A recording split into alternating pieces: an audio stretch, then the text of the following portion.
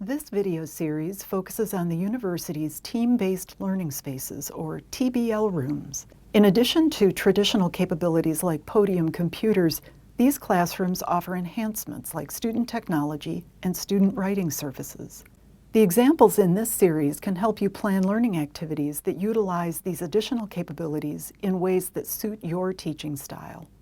Interactive lectures enable an instructor to alternate the presentation of content with learning activities that encourage application and critical thinking. The course in this example is an entry-level economics course. One way of freeing up time in class for application-based activities is to move some of the content normally presented in lecture to outside of class. So students complete a reading assignment and watch 2 video clips on the topic of cost-benefit analysis before coming to class. The first in-class activity is a graded understanding check in the form of a Canvas quiz. Making sure that students know the material is an effective way to start the session.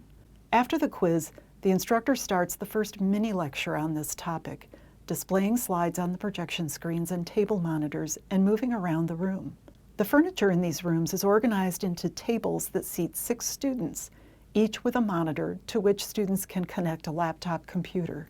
Thinking through where you want to stand when you present information will help you feel confident that you're connecting with students, even though they may not be looking directly at you.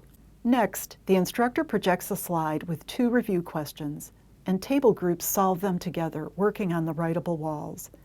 The instructor moves around the room, assisting students as they work.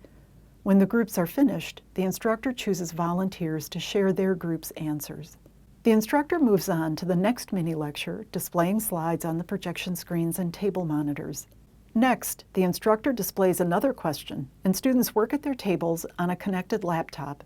As they work, they complete a Google form for their table group.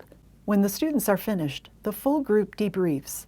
Note that ensuring everyone can hear a full group discussion is really important.